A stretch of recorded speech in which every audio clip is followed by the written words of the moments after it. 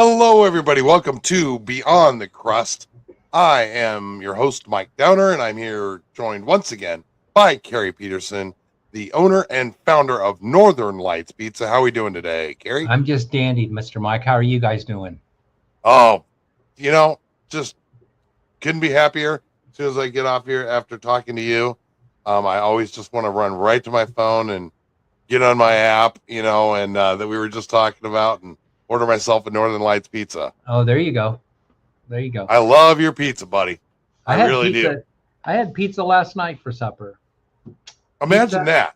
Oh, and was it NorthernLights pizza? Of course. Of course. I had a thin crust veggie. That's what I did last night. But very good. I also had, you guys that are victims of watching this podcast get a little sneak preview. Years ago, we used to sell cheese sticks. Okay? And we sold a lot of cheese sticks. And then we had a new competitor come to town. And this new competitor bombarded everybody with their vernacular. And the last episode, we were talking about vernacular. What do you call a pan pizza versus a deep dish or whatever? Yep. What do you call cheese sticks? Well, it depends on what you call them, right? What's the context? Well, this competitor sold cheese bread, a round little cheese pizza, basically with no sauce. They cut it in strips and called it cheese sticks, right? And they were an 800-pound gorilla in marketing. It's a company I don't care who you're listening, you've heard of this company. That's one of the big chains in the country that claims to have better ingredients and actually doesn't. But they came to town and they just dwarfed. You could not turn on a radio, a TV, open your eyes without seeing an ad. And their special was a large pizza and cheese sticks for $9.99. We sold cheese sticks, and then people were ordering cheese sticks and they're called back angry with us because they didn't get what they saw on the TV. Oh my. So in a few short months, that companies with their marketing changed the meaning of cheese sticks in this market that have been the same for decades to a cheese pizza with no sauce cut into strips. Now that's cheese sticks. So you can't beat them, you join them. So we started making the same product and selling cheese sticks. And then we would ask people, do you want actual real cheese sticks, or do you want the little thing that looks like a pizza that you saw on the TV? Oh, I want real cheese sticks. So we send them the real cheese sticks and they call back mad. That's not what I saw on the TV. So we just dropped real cheese sticks. Yep, makes sense. Well, at Pizza Expo this year, I found some cheese sticks that are to die for. And they're coming back on the menu. Nice. Got to think of breaded mozzarella cheese. I take it. Oh, they're so good. But I had that for supper last night too. Cheese sticks and pizza. I'm excited. Yes. Today we're going to talk about. Today though, I think we're going to talk about pizza dough and what makes the perfect crust. So, Kerry, this is near and dear to your heart. I know it is because you and I have had off-camera conversations about this. So, can you just let everybody know what goes into making great pizza dough, and why does crust quality vary so much between different pizzerias and different pizza shops? Oh boy, that's a loaded question. It's a big one, isn't it? Yeah, that is. First thing is you have to address what's best. Well, that's an opinion. On the last episode, we talked about there's a pizza connoisseur and a pizza connoisseur. There are people that'll eat anything. You go to the local grocery store and you buy something out of the freezer section, right? And some of those are pretty good actually, but it's what you want. My wife and I went to New York one time. We went and saw Phantom of the Opera on Broadway. Really cool time on Times Square. Every 20 feet there's a pizza stand. Yeah. Right? Selling slices. Yep. So I don't know. I probably gained 20 pounds, but I tried them all. I would just go to one. They were all the same. They all tasted the same. They the way they do pizza in the quote unquote New York style pizza is they They make the dough, and then they let it bloom out. They let the yeast just completely go rampant until the dough is fermented and smells like beer. Yep. When you bake something like that, it blisters and it has a different texture and a different flavor. People in New York think that's the best thing in the world. Not me. Okay. But they do that on purpose. So what makes the best is what you grew. One thing, what's the best is what you grew up eating. But I think what ours is this. This is the best I can do to make pizza. We take a really good homemade bread recipe and tweak it to make pizza out of it. Bread doesn't pull very good. It tears, right? So if you make up bread and then you try to make it round into a pizza, it's just going to tear on you. So we add a natural dough conditioner to it, an enzyme that helps break the gluten down and just makes it softer. Doesn't change the flavor, but boy, does it do miracles for the texture. So it's just really its natural use as homemade bread. We literally do that. You can actually come to our store and get a homemade bread kit and just get dough raw, risen. It's risen once, but we ball it back up into a log and put it in a bread pan for you and hand it to you. Nice. You take it, let it rise on your counter, throw it in the oven for half hour at 350, throw a little flour on your face. You got homemade bread. That's its natural use. And the reason it makes such good, that's why our breadsticks are so good and the crust is so good, is because it's real homemade bread. Now, some people, the best crust is thin, cracker, which is a soda risen crust. It's not yeast risen, it's risen with soda. Okay? It's a completely different recipe. It's crisp. Some people like that. I like that. Lately, I've been on a kick eating thin crust. Just, it's an opinion, Like, do you want a waffle cone or a sugar cone, Yeah. So what are the main ingredients? Ice cream cone. So what are the main ingredients that you've been talking about in a great pizza dough? What does a great pizza dough need to have in it? Well, all breads are going to be, flour, water, oil, sugar, yeast. Yep. Those are the basics. Yep. We have, like I said, we have a secret ingredient that we add to ours that I am not going to disclose on this podcast. I wouldn't either. There are things that we put in it to make it into homemade bread that just make it just a little different, little special. I'm not going to tell you what it is, but we do buy all 100% spring wheat. We buy it from the same mill all the time. It's made to a very exacting standard for us. Very specific protein content, because you can, like someone might say, what's the difference between bread flour, all-purpose flour, and double-aught flour? Okay, it's the protein content. It's the same plant. It's wheat. Yep. Okay, but it's the protein content. So cake flour has a real low protein content. All-purpose flour is kind of in the middle. Bread flour has a high protein content. So how does that affect the dough? Well, what it affects is this. Let's talk about gluten. It's a word everybody's heard of, but what is it? Right? People think, well, there's gluten in wheat. No, there's not. There's no gluten in wheat. That's okay. Not true. There's a potential for it. Gluten is made when you take something with the potential like wheat, barley, there's some other grains that have that potential, but you take wheat and water and oxygen and agitate them. Gluten is formed in that process. So if you took a pinch of wheat flour, put it in your mouth and chewed it up, it's going to create gluten in your mouth. Oh. Because you've got water, oxygen, and agitation. You have to have those things to make gluten.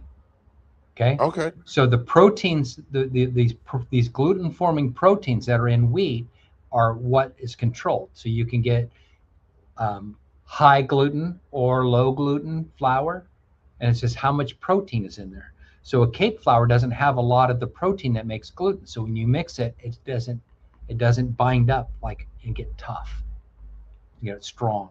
Where you put a high gluten flour and you mix it up, it's going to get strong. And so, for example, have you ever had a baguette? Yes. Okay.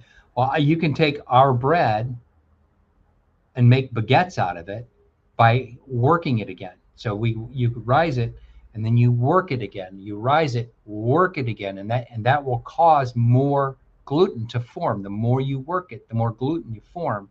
And so a baguette is really just French bread, which is, I'm going to go all over the place. I love talking about vernacular. What's the difference between French bread and Italian bread? What you call it? It's the same thing. It's the same. There's nothing different, right? It's the same recipe. Okay. So, but if you take, again, you let your dough rise, work it again, let it rise, work it again, you're going to create more gluten in it, and it's just going to get tougher. It's going to get more chewy. That's how you can take this dough and make a baguette out of it. Okay. So the difference is, but you can't do that with cake flour. It's not going to make bread. It doesn't have the protein to bind it like that. Gotcha. That answers your question. I don't know if it does or not. It sure does. But there's cake, and then all purpose is kind of like all season tires. Are they the best snow tires? Nah. Are they the best summer tires? Nah. Are they good? Mix of both? Sure. It'll work. It'll work, right? Not what I want to drive in a snowstorm, but it'll work. All purpose flour is the kind of thing. Make bread with it.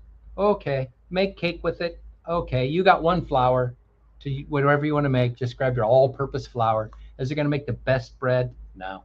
Is it going to make the best cake? No.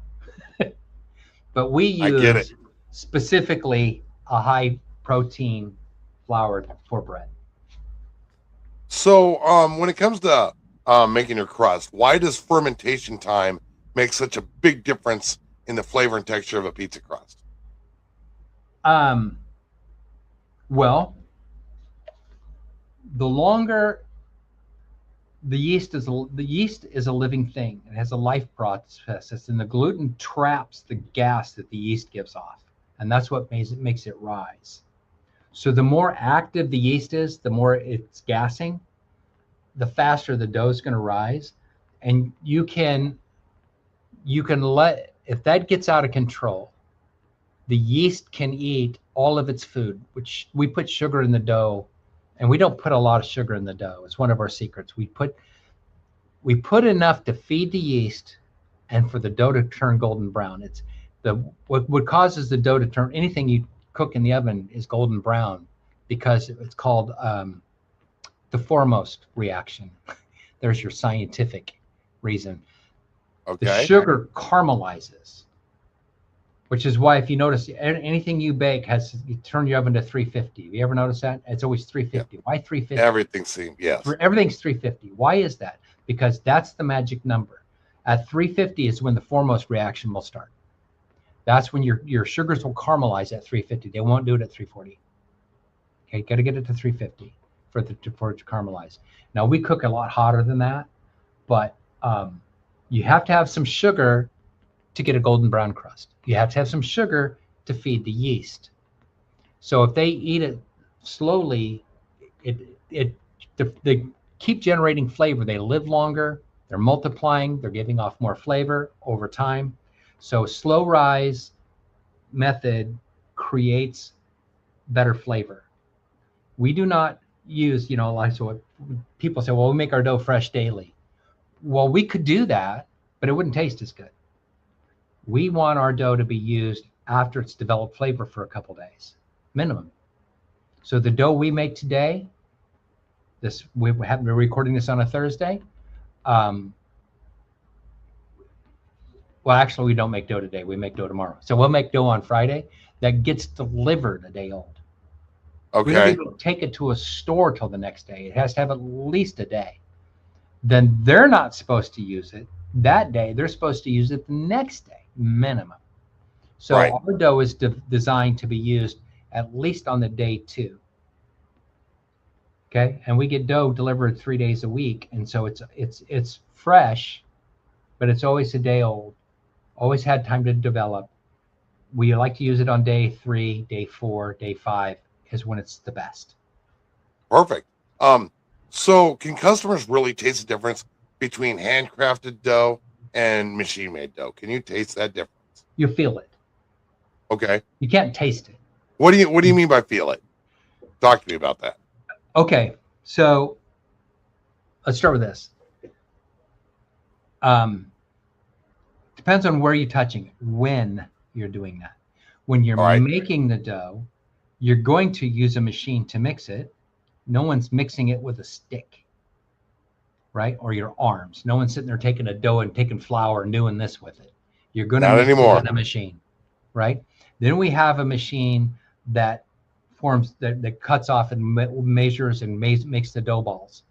Yep. The machine makes 2,000 dough balls an hour.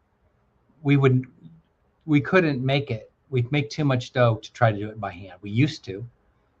When you make it by hand, when you do that balling process by hand, the dough is softer. It's easier to handle. But again, like I was talking about making a baguette, the more you handle the dough, the more yeast you develop.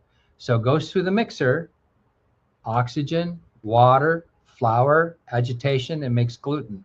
The longer you mix it, the more gluten develops. So we have a certain amount of time that we mix it.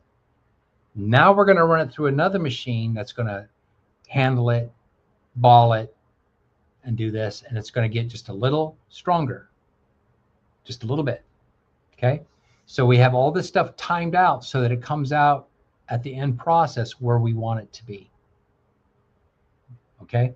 Now, once you rise it, now you're going to, this is the difference you're looking for.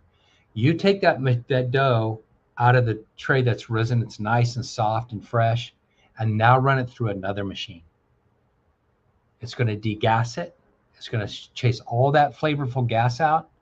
You know, it's going to smush it. So we have competitors that use dough presses or sheeters that will, you know, they sheet the dough. It chases all that delicious gas out of the pizza, degasses it. So we do ours by hand, throw it in the air and that whole thing, because it doesn't make it tough. So if you're eating a pizza that's been through the machine after it's risen, it makes it tough. So it'll taste different too, because it's been the gas that's been chased out of it, but it'll also be tougher. Yep. That's why ours is so fluffy and nice. Very good. Now this is a question I have for you because I don't know the answer to it. Is there really a quality difference between fresh dough and frozen dough? Is there a quality difference? Myth. It's a myth. It's a myth. Okay. Same. You can, if you freeze dough,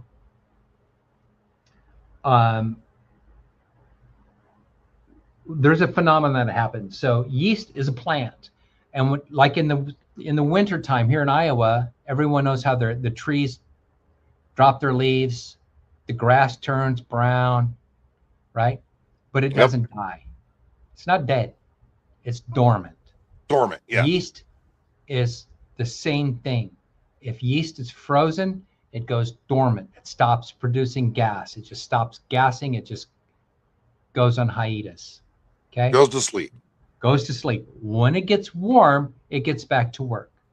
So the only thing that's going to hurt dough if you freeze it is freezer burn. If you leave it in the freezer too long and the freezer draws the moisture out of it. Yep.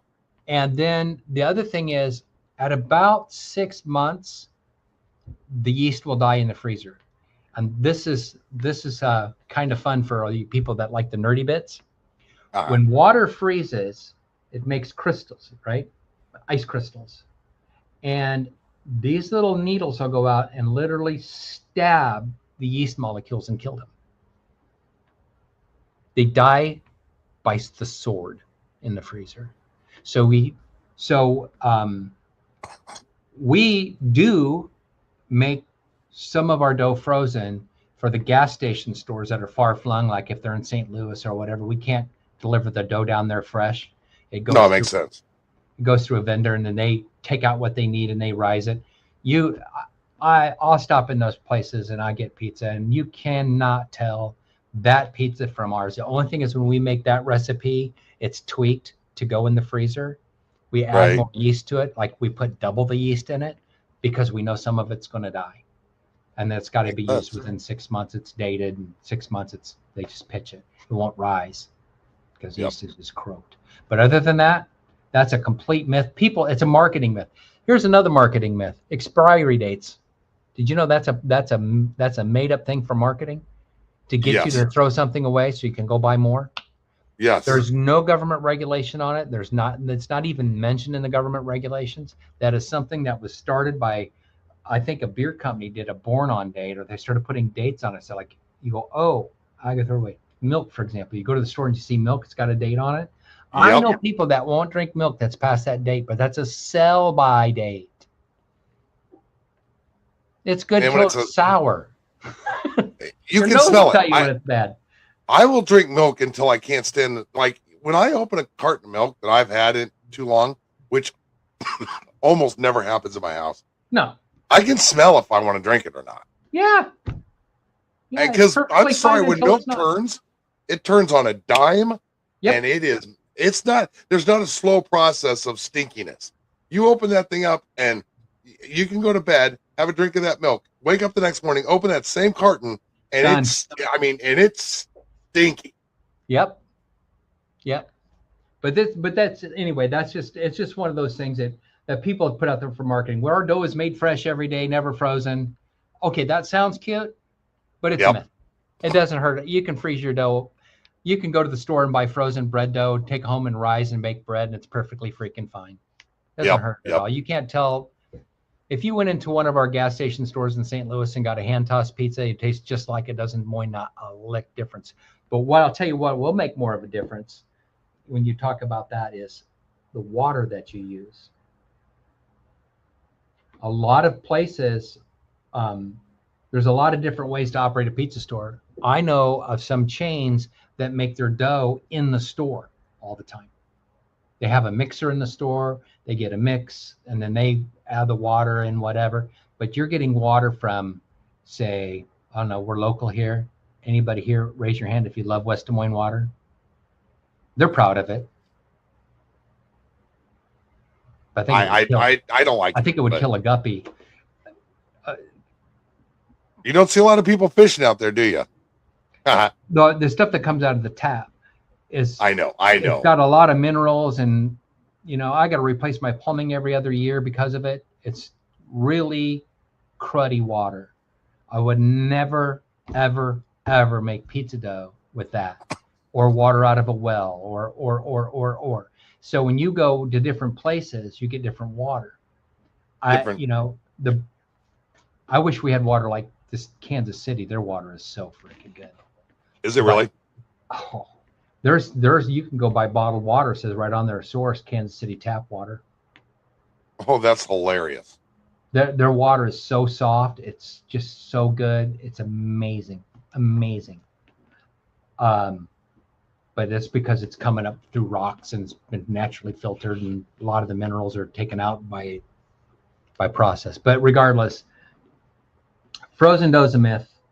What does make a difference is water. We do, and then processing, how you do it, how you handle it.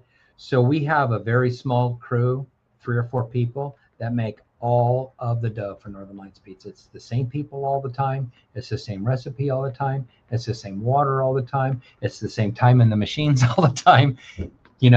These people, and they care about what they're doing because they also get to eat it every day. They get a free pizza every day, so they get to taste it. Make sure they're doing good. Perfect. So what are the telltale signs for customers they can tell if their pizzeria is using a quality dough or something lower quality? I mean, what are the telltale signs by look or taste?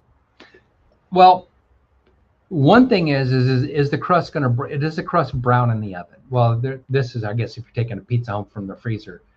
But say that you go buy a delivery pizza or something like that. Yep. The quality, again, it's what you want. In New York, their idea, the way they make their dough on purpose, we throw away. When our Yeah. our dough starts to smell like beer because the yeast is fermented, it goes in the garbage. That's their starting point.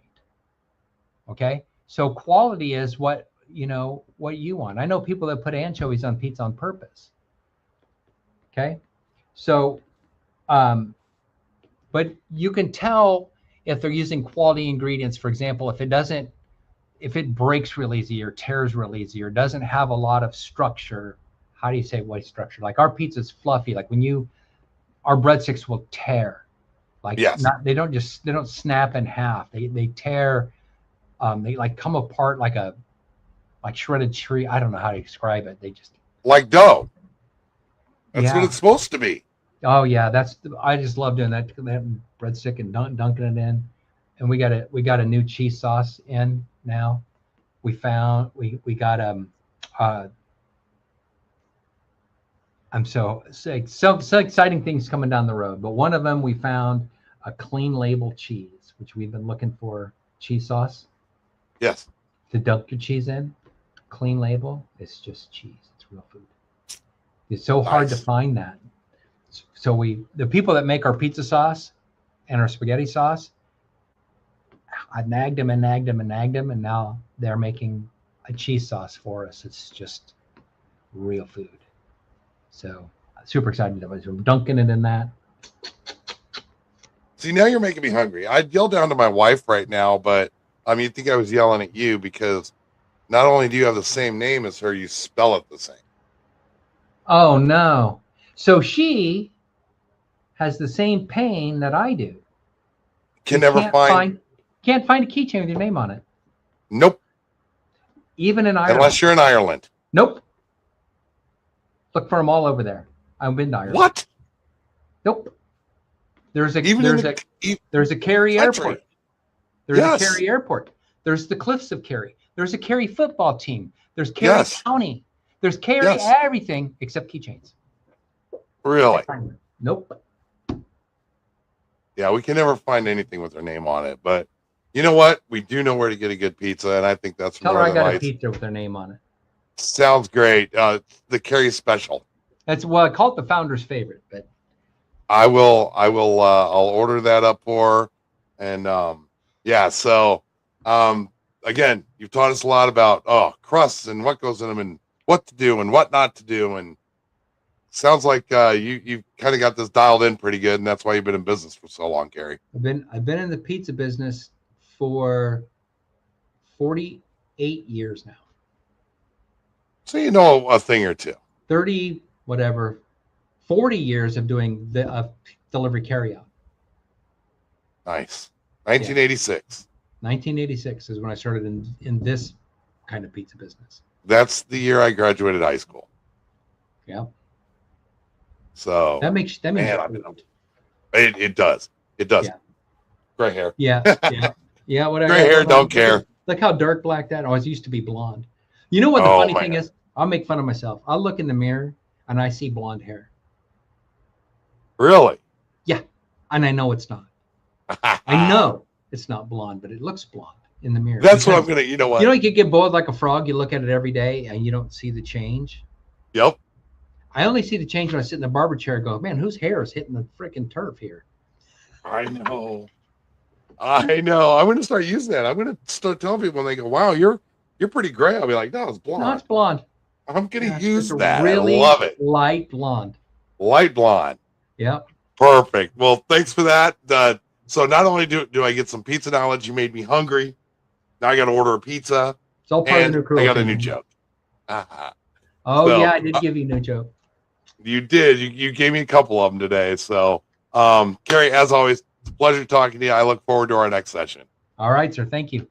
Hey, thanks a lot, and have a terrific weekend, my friend. We will.